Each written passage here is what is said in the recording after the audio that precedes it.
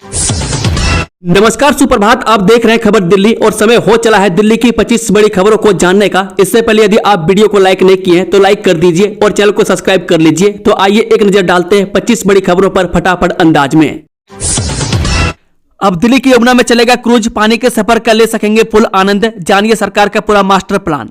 दिल्ली सरकार ने मंगलवार को सोनिया विहार और जगतपुर के बीच नदी क्रूज पर्यटन को मजबूत करने के लिए भारतीय अंतर्देशीय जलमार्ग प्राधिकरण के साथ एक समझौता ज्ञापन पर हस्ताक्षर किए। एक बयान के अनुसार केंद्रीय बंदरगाह, पोत परिवहन और जलमार्ग मंत्री सर्बानंद सोनोवाल, उपराज्यपाल बीके सक्सेना, दिल्ली के जल संसाधन मंत्री परवेश साहिब सिंह वर्मा और पर्यटन मंत्री कपिल मिश्रा ने स्थल का निरीक्षण किया और उन्हें जेटी निर्माण, सुरक्षा प्रणालियों, यात्री सुविधाओं और सोनिया विहार और जगतपुर के बीच क्रूज मार्ग की योजनाओं के बारे में जानकारी दी गई। दिल्ली एनसीआर में अभी लागू नहीं हुआ है ये ग्रेड 4। CAQM ने जारी किया बयान। अगर ग्रेड 4 लागू हुआ तो लगेगी ये पाबंदी। दिल्ली एनसीआर में ग्रेड 4 अभी तक लागू नहीं हुआ। वायु गुणवत्ता प्रबंधन आयोग ने ग्रेड 4 लागू करने की खबरों का खंडन किया। CAQM ने कहा कि संज्ञान में यह आया है कि कुछ समाचार चैनल और डिजिटल मीडिया प्लेटफॉर्म GRP के चरण 4 को लागू करने के संबंध में भ्रामक जानकारी प्रसारित कर रहे हैं, जो कि गलत है। आयोग ने कहा कि वर्तमान मौजूदा GRP का चरण 3 पूरे दिल्ली एनसीआर में लागू है। हितधारकों और जनता को सलाह दी जाती है कि वे एनसीआर और आसपास के क्षेत्र में वायु गुणवत्ता प्रबंधन आयोग द्वारा जारी आधिकारिक अपडेट प्रेस विज्ञप्ति पर ही भरोसा करें। निर्माण कार्य रोकने से बेरोजगार हुए मजदूरों को मिले गुजारा भत्ता। प्रदूषण पर सुनवाई के दौरान सुप्रीम कोर्ट का निर्देश। सुप्रीम कोर्ट ने प्रदूषण पर सुनवाई करते हुए निर्देश दिया है कि निर्माण कार्य रोकने से बेरोजगार हुए मजदूरों को गुजारा भत्ता मिलना चाहिए। वह कोर्ट ने अधिकारी को यह सुनिश्चित करने का आदेश दिया है कि मजदूरों को समय पर भत्ता मिले, जिससे उन्हें आर्थिक मदद मिल सके। प्रदूषण नियंत्रण के प्रयासों के साथ कोर्ट मजदूरों के हितों की रक्षा के लिए भी प्रतिबद्ध है। अमेरिका से भारत लाया गया गैंगस्टर लॉरेंस बिश्नोई का भाई अनमोल NIA ने दिल्ली एयरपोर्ट से किया गिरफ्तार। गैंगस्टर लॉरेंस बिश्नोई का भाई अनमोल बिश्नोई को बुधवार को अमेरिका से प्रत्यार्पित करके भारत लाया गया। दिल्ली के IGI एयरपोर्ट पर उतरते ही NIA ने उसे गिरफ्तार कर लिया। अनमोल पर हत्या, अपहरण और जबरन वसूली जैसे गंभीर आरोप हैं और वह लंबे समय से फरार था। NIA उसे लॉरेंस बिश्नोई और उसके गिरोह के बारे में पूछताछ करेगी। अनमोल की गिरफ्तारी NIA के लिए एक बड़ी सफलता मानी जा रही है। इसके बाद दिल्ली, मुंबई, पंजाब, हरियाणा और राजस्थान की पुलिस उसके खिलाफ दर्ज मामलों में बारी बारी से कार्रवाई करेगी। दिल्ली क्राइम ब्रांच के पास भी अनमोल के खिलाफ 2 केस दर्ज हैं। 2023 में उसने 2 व्यापारियों से करोड़ रुपए की रंगदारी मांगी थी और रंगदारी न देने पर उनके घरों पर फायरिंग कराई थी। ग्रेटर नोएडा में 3 मंजिला निर्माणाधीन इमारत ढही, 1 की मौत। NDRF चला रही रेस्क्यू ऑपरेशन। ग्रेटर नोएडा के जेवर में नगला हुकम सिंह गांव में एक निर्माणाधीन 3 मंजिला इमारत ढह गई। इसमें एक मजदूर की मौत की बात सामने आ रही है। वहीं आशंका है कि मलबे में दर्जनों मजदूर दबे हैं। घटना के बाद इलाके में अफरा तफरी मच गई और राहत एवं बचाव कार्य जारी है।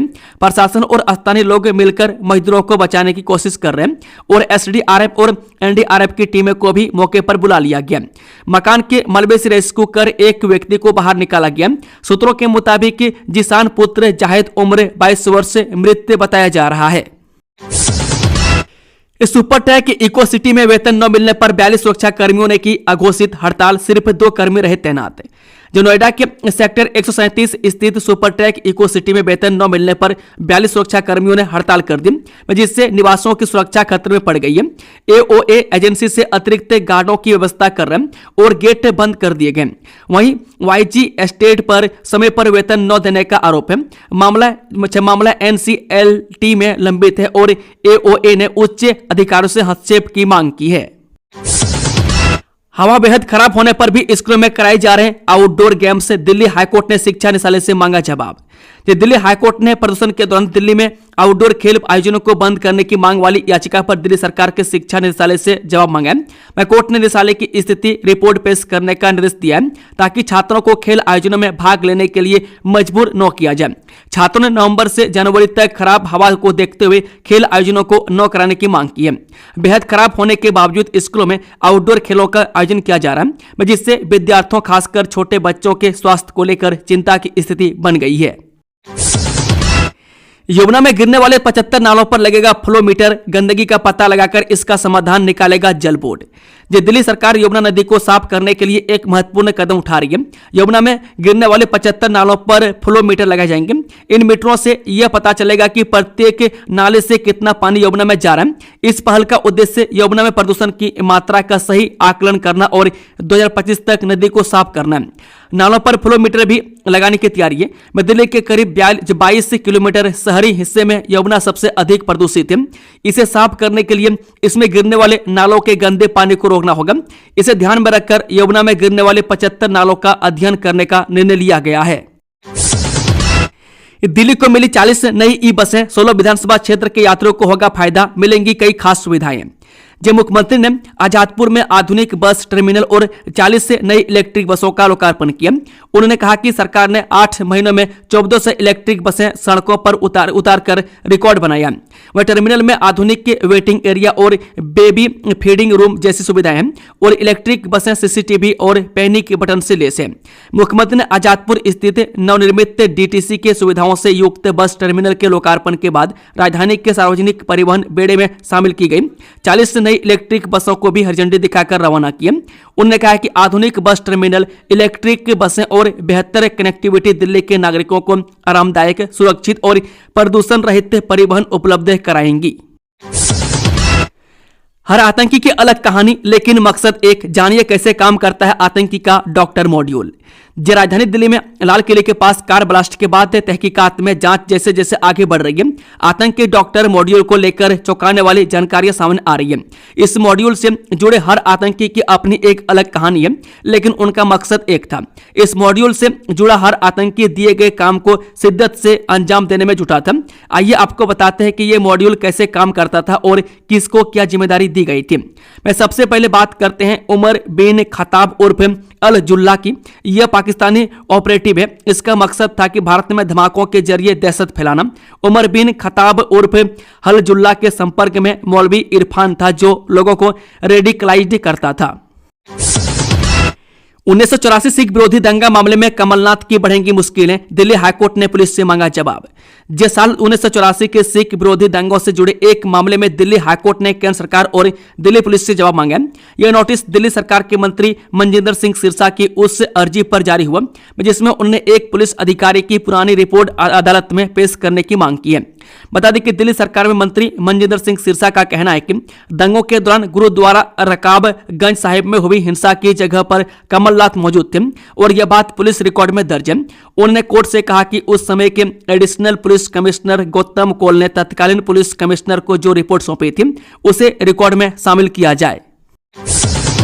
साइबर ठगों ने अपनाया फ्रॉड का नया तरीका, मांगते हैं 2 रुपये देने पर लगा देते हैं लाखों का चूना। जो साइबर ठगों ने इन दिनों ठगी करने का एक ऐसा तरीका अपनाया है जिसमें आप आसानी से फंस जाते हैं। दरअसल ठग आपसे इतना छोटा अमाउंट मांगेंगे कि वो देने से पहले आप जरा भी नहीं सोचेंगे, लेकिन अगर आपने उन्हें यह अमाउंट दे दिया तो फिर शायद ही आपके बैंक अकाउंट में कोई रकम बचे।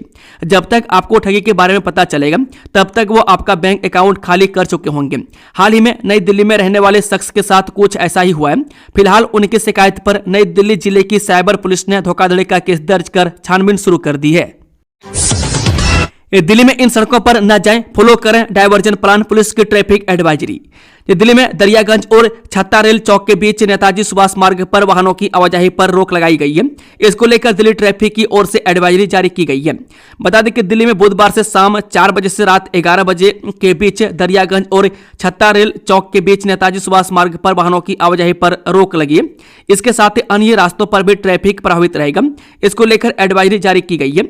इस ट्रैफिक एडवाइजरी के अनुसार शाम 4 बजे से रात 11 बजे के बीच दरियागंज और छत्ता रेल चौक के बीच नेताजी सुभाष मार्ग पर बसों और कमर्शियल वाहनों के मार्ग में बदलाव किया जाएगा। तिरंगा बिछाकर करा रहे थे घर की पुताई, लोनी के सभासद गुलजार अलवी के खिलाफ केस दर्ज। गाजियाबाद जिले के लोनी में राष्ट्रध्वज के अपमान का मामला सामने आया। इस संबंध में एक सभासद पर केस दर्ज की गई है। आरोप है कि सभासद राष्ट्रध्वज को जमीन पर बिछाकर घर की पुताई करा रहे थे। आरोपी के मकान का वीडियो वायरल होने के बाद पुलिस ने एक्शन लिया है। बता दें कि उत्तर प्रदेश के गाजियाबाद जिले के लोनी में राष्ट्रध्वज के अपमान का मामला सामने आया। इस संबंध में एक सभासद पर केस दर्ज की गई है। आरोप है कि सभासद राष्ट्रध्वज को जमीन पर बिछाकर घर की पुताई करा रहे थे। आरोपी के मकान का वीडियो वायरल होने के बाद पुलिस ने एक्शन लिया है।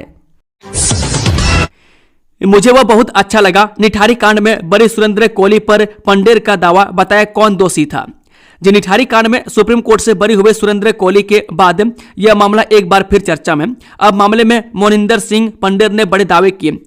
सुरेंद्र कोहली को अच्छा आदमी बताया और दावा किया कि दोषी कोई और था। निठारी कांड में 17 साल से भी अधिक समय जेल में बिताने के बाद बरी हुए मोनिंदर सिंह पंडेर ने चुप्पी तोड़ी है। नोएडा के सेक्टर 31 में 2005 से 2006 के बीच बच्चों और महिलाओं के रहस्यमयी ढंग से गायब होने और फिर उनके कंकाल बरामद होने ने पूरे देश को हिला दिया था। इस दिल दहला देने वाले मामले में पंडेर और उनके घरेलू सहायक सुरेंद्र कोहली को मुख्य आरोपी माना गया, लेकिन अब दोनों बरी हो चुके हैं। पंडेर ने खुलकर कहा कि असल जांच को मीडिया ट्रायल, राजनीतिक दबाव और पुलिस की बड़ी लापरवाही ने पटरी से उतार दिया। दिल्ली में 100 करोड़ का ड्रग्स जब्त, 4 विदेशी गिरफ्तार, ड्रग निर्माण यूनिट का खुलासा।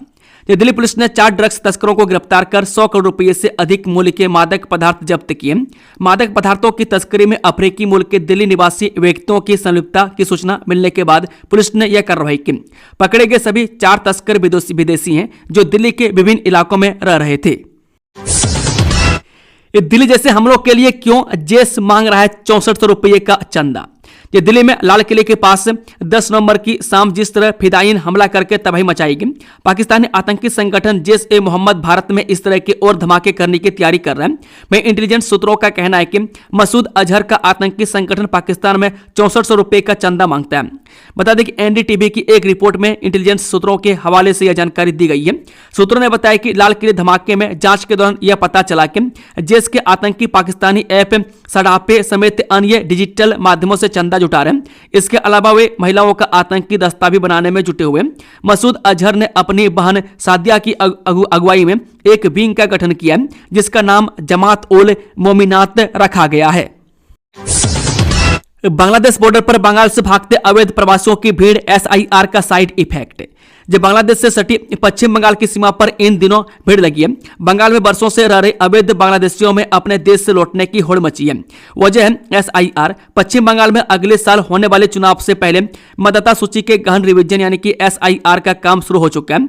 इसी का असर है कि अवैध बांग्लादेशियों में भगदड़ मच गई है। में सूटकेस, बैग और बोरियों में सामान समेटकर सैकड़ों लोग बॉर्डर पार करने के इंतजार में बैठे हैं। पहले सिंगर फिर नेता, 2 हत्याकांड जिनके बाद रातों रात जरायम की दुनिया में छा गया अनमोल बिश्नोई। जे गैंगस्टर लॉरेंस बिश्नोई का लाडला भाई अनमोल बिश्नोई अब एनआईए की गिरफ्त में। लंबे समय से वो अमेरिका में छिपकर गुनाहों की सजा से बचता आ रहा था, लेकिन अमेरिका से भारत डिपोर्ट होते ही जांच एजेंसी ने उसे गिरफ्तार कर लिया। नाम अनमोल और कारनामे ऐसे ऐसे कि सुनने वालों की भी रूह कांप जाए। मैं जुर्म की दुनिया में अनमोल अपने बड़े भाई लॉरेंस से बिल्कुल भी पीछे नहीं है। वह तो बड़े भाई से भी 2 कदम आगे निकला। पहले अनमोल का नाम शायद ही कोई जानता था। वह छोटे छोटे आपराधिक के मामलों में शामिल रहता था, लेकिन फिर उसने कुछ ऐसा कर दिया कि उसका नाम देश के बच्चे बच्चे की जुबान पर छा गया। 2 हाई प्रोफाइल हत्याकांड से अनमोल रातों रात मीडिया की सुर्खियों में छा गया। उसने साबित कर दिया कि वह अपने भाई लॉरेंस से भी 2 कदम आगे है। डॉक्टर परवेज का अयोध्या से 15 साल पुराना कनेक्शन, एनआईए करेगी एक और हॉस्पिटल की पड़ताल। ये दिल्ली ब्लास्ट मामले की जांच का दायरा अब उत्तर प्रदेश तक पहुंच गया। सूत्रों के अनुसार फरीदाबाद से गिरफ्तार डॉक्टर शाहीन के भाई डॉक्टर परवेज की गिरफ्तारी के बाद एनआईए जल्द ही अयोध्या का दौरा कर सकती है। वह जांच दल आतंकी मॉड्यूल के हर पहलू को खंगाल रहा है। बता दें कि दिल्ली ब्लास्ट की सघन जांच करते हुए राष्ट्रीय जांच एजेंसी ने अब उत्तर प्रदेश से जुड़े तमाम पहलुओं पर पड़ताल तेज कर दी है। वह डॉक्टर परवेज अंसारी के दस्तावेजों की छानबीन में एनआईए को उसके अयोध्या से जुड़े होने का महत्वपूर्ण लिंक मिला है। अल-फलाह का founder Javed Ahmad Siddiqui arrest, Delhi blast में फंडिंग का है कनेक्शन। जी हां, ईडी ने अल-फलाह यूनिवर्सिटी के संस्थापक जावेद अहमद सिद्दीकी को मनी लॉन्ड्रिंग निवारण अधिनियम के तहत गिरफ्तार कर लिया। बता दें कि आज सुबह ईडी के अधिकारियों ने उनसे पूछताछ कर शुरू कर दी थी और उनके घर पर छापेमारी भी की जा रही है। ईडी को जावेद से जुड़ी कंपनियों द्वारा की गई वित्तीय अनियमितताओं के ठोस प्रमाण मिले हैं। यह गिरफ्तारी लाल किले पर हुए धमाके में शामिल आतंकवादियों और आतंकी गतिविधियों के लिए पैसे के इस्तेमाल की जांच का हिस्सा है। ईडी ने जांच के दौरान जावेद अहमद सिद्दीकी से जुड़ी कंपनियों द्वारा की गई वित्तीय गड़बड़ियों के स्पष्ट सबूत मिले। ईडी अब इन पैसों के लेन देन के कनेक्शन को खंगाल रही है। ईडी इस पहलू की जांच कर रही है कि क्या इस बेहिसाब या काले धन को मनी लॉन्ड्रिंग के जरिए वैध बनाने का प्रयास किया गया था। दिल्ली एनसीआर के स्कूलों में आउटडोर खेलों पर रोक लगाई है CAQM। सुप्रीम कोर्ट बोला प्रदूषण पर हर महीने होगी सुनवाई। कि दिल्ली में पिछले कई दिनों से हवा की गुणवत्ता बहुत खराब है और लोगों को खासी दिक्कतों का सामना करना पड़ रहा है। प्रदूषण को लेकर सुप्रीम कोर्ट में सुनवाई चल रही है। वह कोर्ट ने वायु गुणवत्ता प्रबंधन आयोग को राष्ट्रीय राजधानी क्षेत्र में खराब वायु गुणवत्ता की वजह से अगले आदेश तक स्कूलों में आउटडोर खेल गतिविधियों के आयोजन पर रोक लगाने का आदेश दिया। साथ ही यह भी कहा कि वायु प्रदूषण को लेकर अब हर महीने सुनवाई की जाएगी। अगली सुनवाई 10 दिसंबर को होगी। लाल किले पर शहीदी दिवस कार्यक्रम 19 से 25 नवंबर तक ट्रैफिक एडवाइजरी जारी। इन मार्गों पर रहेगी रोक। लाल किले पर 19 नवंबर से 25 नवंबर तक गुरु तेग बहादुर साहिब जी के 350वें शहीदी दिवस के अवसर पर एक भव्य कार्यक्रम का आयोजन किया जा रहा है। इसमें लोगों की भारी भीड़ आने की उम्मीद जताई जा रही है, जिसे देखते हुए दिल्ली पुलिस ने ट्रैफिक एडवाइजरी जारी की है। बता दें कि गुरु तेग बहादुर साहिब जी के 350वें शहीदी दिवस के अवसर पर लाल किले पर एक भव्य कार्यक्रम आयोजित किया जा रहा है। इस कार्यक्रम में कई VIP और भारी संख्या में लोगों की भीड़ आने की उम्मीद की जताई जा रही है। इसे देखते हुए दिल्ली पुलिस ने व्यापक ट्रैफिक एडवाइजरी जारी की है। जानकारी के लिए बता दें कि यह कार्यक्रम 19 से 25 नवंबर तक आयोजित होगा। संभावित भारी भीड़ और वाहनों की आवाजाही को नियंत्रित करने, साथ ही पैदल यात्रियों की सुरक्षा सुनिश्चित करने के लिए विशेष यातायात व्यवस्था की गई है। दिल्ली पुलिस द्वारा जारी ट्रैफिक एडवाइजरी में कई रास्तों पर वाहनों को प्रतिबंधित किया गया, तो वहीं कई मार्गों पर डायवर्जन बनाया गया है। आम आदमी पार्टी की भीतर घातियों पर नजर, सख्त कार्रवाई की तैयारी। जी हां, आम आदमी पार्टी दिल्ली नगर निगम के उपचुनाव में भीतरघात करने वाले नेताओं पर सख्त कार्रवाई करने की तैयारी में है। पार्टी को जानकारी मिली है कि कुछ नेता पार्टी उम्मीदवारों का समर्थन नहीं कर रहे हैं। रिश्तेदारों को टिकट न मिलने से नाराज कुछ नेता भीतरघात कर रहे हैं। वह पार्टी ऐसे अनुशासनहीनता को बर्दाश्त नहीं करेगी और भीतरघातियों पर कड़ी कार्रवाई करेगी। अपने रिश्तेदारों व पैराशूट उम्मीदवारों को टिकट न मिलने से कुछ नेता नाराज हैं और भीतरघात कर रहे हैं। इसके अलावा भी कुछ नेता पार्टी उम्मीदवारों की मदद करने के बजाय विरोधियों की चुपके मदद कर रहे हैं। भीतरघात की जानकारी मिलने पर पार्टी ने ऐसे नेताओं पर कार्रवाई करने के लिए मंगलवार शाम बैठक भी की। 62 हॉट स्पॉट्स पर सरकार की सख्त नजर। दिल्ली में शुरू हुई प्रदूषण के खिलाफ बड़ी कार्रवाई। दिल्ली में बढ़ते प्रदूषण को लेकर एक बार फिर सरकार अलर्ट मोड में। राजधानी में प्रदूषण का स्तर लगातार चिंता का विषय बना हुआ है। ऐसे में दिल्ली कैबिनेट मंत्री मनजिंदर सिंह सिरसा ने मंगलवार को प्रदूषण नियंत्रण को लेकर महत्वपूर्ण जानकारी साझा की। उन्होंने कहा कि दिल्ली में धूल लगातार चल रहे निर्माण कार्य और सड़कों पर वाहनों की बढ़ती संख्या और ट्रैफिक जाम, ये सभी प्रदूषण के मुख्य कारण हैं। सरकार अब इन कारकों को जड़ से काम करने की दिशा में कदम उठा रही है। दोस्तों, खबरों का सिलसिला समाप्त होता है। अगर जानकारी पसंद आई तो वीडियो को लाइक, शेयर, चैनल को सब्सक्राइब जरूर कर लें और कमेंट बॉक्स में अपना फीडबैक देना ना भूलें। Thank you, all the best. जय हिंद, जय भारत, वंदे मातरम।